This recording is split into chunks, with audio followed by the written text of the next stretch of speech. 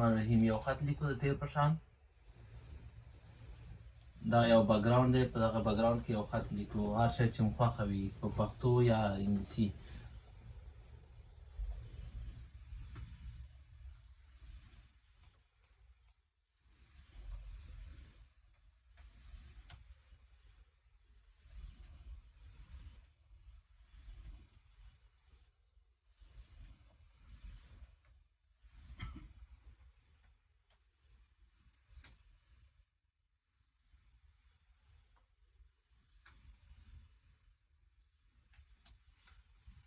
وبخښئ د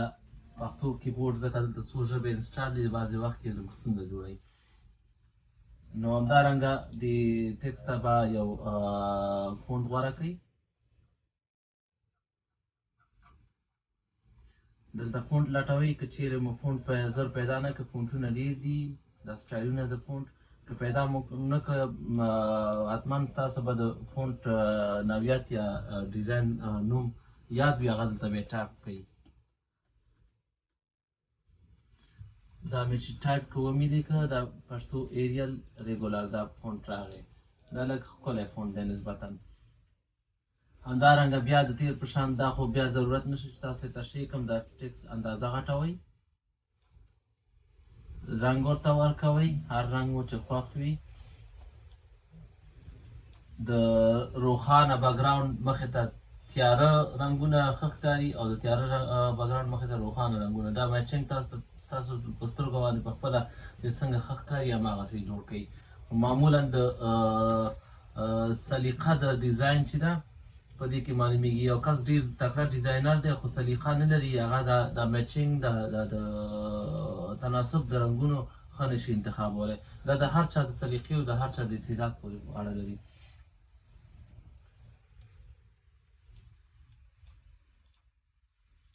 دا رنګ ورته غوره کړو فرض کړه توربخان رنګ دی دغلته لیکي یا دا هېواد ما ولیکو مقصد دا هېواد ما ګران دی ځکه هېواد مې ولیکو که نه دغه بیکګراوند سره دا نوم نه غوره کېږي دا مونږ صرف کار کوو دغلته د کار موضوع راځو بېرته د لیر پانل ته لیر پانل کې مونږ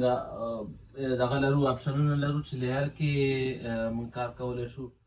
یا پاس مینو لرو مینو کې مونږ کولی شو چې کار وکړو ګورئ تاسو مینو کې فایل ایډیټ ایمیج لیر او ټایپ او نور سلیکټ او فلټر او دا څه هر څه دي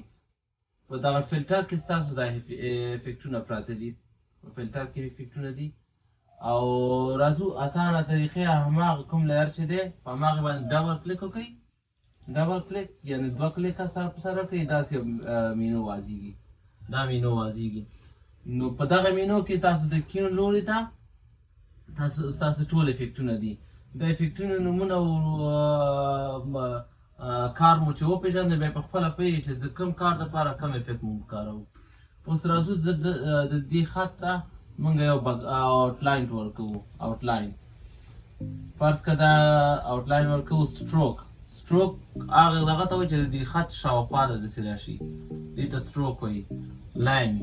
آوټلاین یا سټروک موږ په عامه اصطلاح کې ورته آوټلاین وایو او نور انګلیسي په اصطلاح کې ورته سټروک وایي دا سټروک د انتخاب خو هلته ونه نیو په دې چې بېرته دلته سیټینګ دی په دې سیټینګ کې بیا اندازه غټه کړئ دوستانو داسې سپین سټروک یې واغسته کولی شي د دې سټروک رنګ بدل کړئ دلته دا کالر د خط رنګ نه دی د سټروک رنګ دی دا بدل کړئ فرض که هر یو رنګ چې ورکوئ هلته د وار کې معلومیږي ځکه دلته تاسو پریویو انتخاب کړی په دې غاړه کې زیاتره وخت تاسو تغییرات راولئ کار کوئ خو هلته نه ښیي ځکه چې تاسو پریویو دلته نه ده ښودلی په دې ښي لوري ته وګورئ پریویو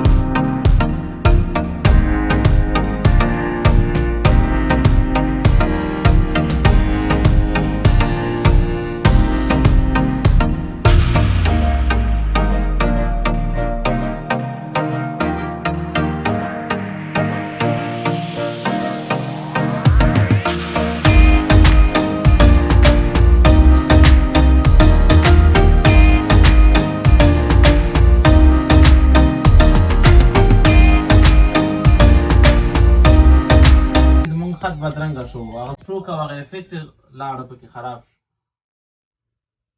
بېرته تاسو باید سټروک ورکوټی کوي ښه اوس دپاره په پخواني حالت پرېږدو کنټرول زی په دغه ډول بکګراوند کې هغه بنرم نه دی پکار هغه مې آف کړو داسې یو ټکسټ نو مننه دوستانو چې تر دې دمه موږ سره وئ په پاک الله مو سپارم الله مو ماشه